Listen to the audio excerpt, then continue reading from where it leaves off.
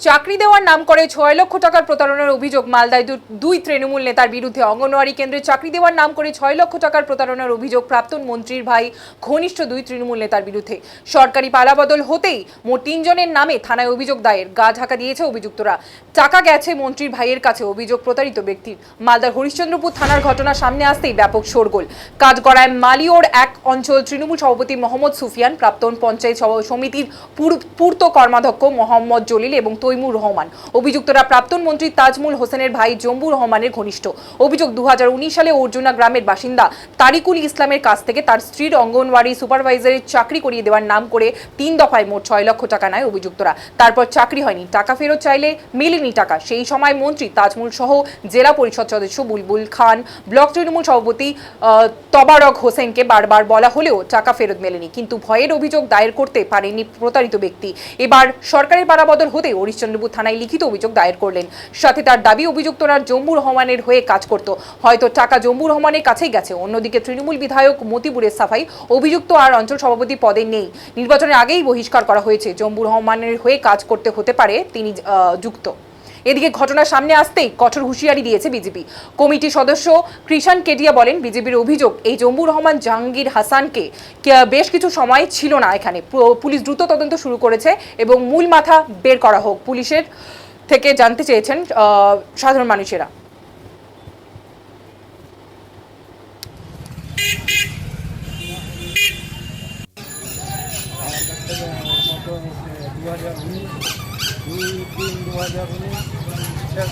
আজকে থানায় দ্বারস্থ হয়েছেন, কি অভিযোগ নিয়ে আজকে থানায় দ্বারস্থ হয়েছেন? গত 2019 সালে আমার স্ত্রীর আইসিডিএস সুপারভাইজারের চাকরি দিব বলে সুফিয়ান এবং জলিল আমার বাড়িতে বারবার ঘোরাঘুরি করে। বারবার দিব না বলে রিটার্ন করে দিব, আবার বাড়িতে এসে ঘোরাঘুরি করে। ঘোরাঘুরি করার পর আমি শেষে রাজি হই আইসিডিএস চাকরি দিব বলে আমার কাছ থেকে 6 লক্ষ টাকা দাবি করে এই সুফিয়ান এবং জলিল। সুফিয়ান আর জলিল কে? সুফিয়ানটা আমাদের মালিওর ওয়ানের বর্তমানে এখন অঞ্চল প্রেসিডেন্ট আছে, এবং সুফিয়ান হ্যাঁ টিএমসি, এবং জলিল পঞ্চায়েত সমিতি ছিল 2019 সালে। দুজন মিলে আমার কাছে 6 লক্ষ টাকা দাবি করে যে আইসিডিএস এর চাকরি করে দেবো আমার স্ত্রী। আমার স্ত্রীর জন্য। কত টাকা নিয়েছিল? 6 লক্ষ। কিভাবে দিয়েছিলেন টাকা? 2 লক্ষ টাকা ক্যাশ দিয়েছিলাম সুফিয়ানের হাতে 2-3-2019 সালে। আর পরবর্তীতে 2-9-2019 সালে একটা অ্যাকাউন্ট নাম্বার দিয়ে আমাকে তৈমুর নামে, ওই তৈমুরের অ্যাকাউন্টে আমি 2 লক্ষ টাকা ডালি। তারপরে আবার 20-9-2019 সালে ওই অ্যাকাউন্টে আমাকে তৈমুর চাকরি দেয়নি এখন অবধি। টাকাটা রিটার্ন চাইলে বারবার ছল বাহানা করে এবং বলে 2 মাস টাইম দেন, 6 মাস টাইম দেন, আমার টাকাটা রিটার্ন দিচ্ছে না। রিটার্ন চাইছি তো রিটার্ন দিচ্ছে না। এই যে আমি জমি বিক্রি করে টাকা দিয়েছিলাম, বলতে পারবো না কার হাতে গেছে, কিন্তু আমি সুফিয়ান এবং জলিলের হাতে দিয়েছিলাম। জম্মুর রহমানের খাস লোক, এটা জানি।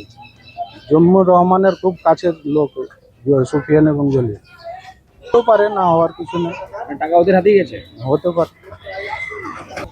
মন্ত্রী সাহেবকে জানিয়েছিলাম, জেলা পরিষদ বুলবুল খানকে জানিয়েছিলাম, তাবারক হোসেন আপনার ব্লক প্রেসিডেন্ট ওকে তাবারক সাহেবকে জানিয়েছিলাম। সকলকে সবাই বলছে হয়ে যাবে বলে, টাকা রিটার্ন হয়ে যাবে বলে সবাই আশ্বাস দিচ্ছে, কিন্তু রিটার্ন দিচ্ছে না কেউ। এখন আমি চাইছি আমার উচিত বিচার হোক এবং আমার টাকাটা রিটার্ন দেওয়া হোক।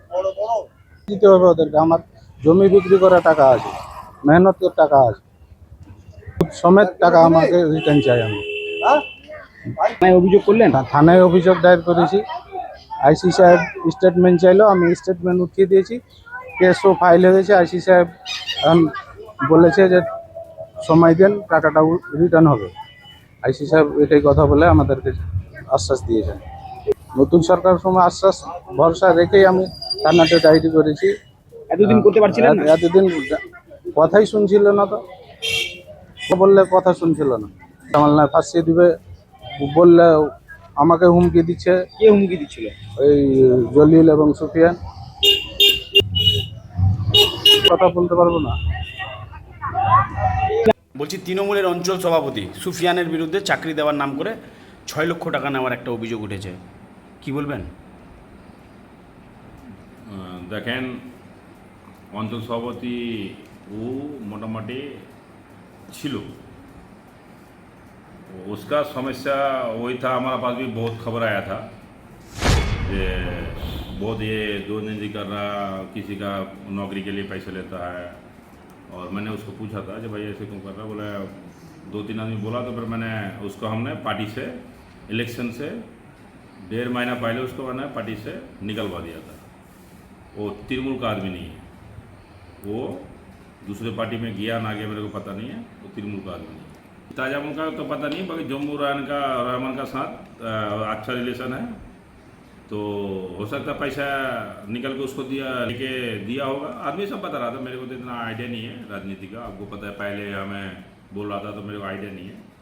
तो हो सकता है जम्मू रहमान का साथ तो है दोस्ती उसका, तो हो सकता है, मेरे को आइडिया नहीं है। मैं क्यों, जब देखा नहीं हम, तो मैं क्यों बोलूँ। तो कुछ ना कुछ तो होगा। अगर उसने पैसा लिया होगा, अगर पुलिस, कानून तो है, आपको पता है कानून किसी को छोड़ता नहीं है, तो उसको सर्वे करे, देखे, अगर लिया होगा तो उसका सज़ा दे, कोई दिक्कत नहीं है। हम भी कानून का साथ में हैं, जो गलत करेगा उसका साथ में नहीं है, और कानून का साथ में है। गलत आदमी को सज़ा मिलनी चाहिए। আজকে একটা কথা আছে যে এতদিন ধরে জনসাধারণ যে টাকাটা দিয়েছে তাদের বিরুদ্ধে মুখ খুলতে পারছিল না কেন, আর যারা টাকা নিয়েছে তারা কারা টাকা নিয়েছে। কিন্তু কথাটা হচ্ছে টাকা নিয়েছে তৃণমূলই অভিযোগ করছে, ওর মানে এমএলএরা স্বীকার করে নিচ্ছে যে আমার লোক টাকা নিয়েছে, আমি স্বীকার করছি। এখন আমরা বলতে পারছি যে আমাদের এখানেও শেখ শাহজাহানের মতো অবস্থা করে রেখেছিল, কেউ ভয়ে মুখ খুলতে পারছিল না। শেখ শাহজাহানের অবস্থা জম্মু রহমানের এখানে হয়ে আছে, এই জন্য ভয়ে কেউ মুখ খুলছিল না। এখন লোক জম্মু রহমানের এগেনস্টে মুখ খুলতে রেখেছে, যেহেতু সেকেন্ড শাহজাহান এখানে উৎপত্তি হয়ে গেছিলো, কেউ এই জন্য এতদিন ধরে মুখ খুলতে পারছিল না। এখন আমরা প্রশাসনকে বলছি, আপনারা এফআইআর পেয়েছে, যারা প্রাকৃত দোষী তাদেরকে অ্যারেস্ট করা হোক, যাদের ঘরে টাকা গেছে তাদেরকে অ্যারেস্ট করা হোক। আমরা আগামীকাল মানে 12 তারিখে মুখ্যমন্ত্রী আসছেন, এই বিষয়টা আমরা মুখ্যমন্ত্রীর সামনেও রাখবো, বুঝলেন। আর প্রশাসনকে বলবো আপনার নিজের কাজ নিজের হিসাবে করে চলে যান, আমরা এতে কোনো হস্তক্ষেপ করব না। কিন্তু যে জনসাধারণ গরিব মানুষ চাকরির জন্য বাড়ি ঘর মহিষ বিক্রি করে টাকা দিচ্ছে, তারা যেন উপকৃত হয়। এতদিন মানুষরা ভয়ে আউট করেছে, ভরসাকে ইন করেছে, ইন করার মানে ওরা যে সাহস পেয়ে এখন প্রতিবাদ হচ্ছে, স্বাভাবিক আছে। এখানে অনেক প্রতিবাদ হবে, এটা সামান্য একটা ঘটনা, আপনি দেখতে যান সামনে কতটি ঘটনাটা আসছে। নাম কিষণ কেডিয়া, ভারতীয় জনতা পার্টি উত্তর মালদা সাংগঠনিক জেলা কমিটির সদস্য।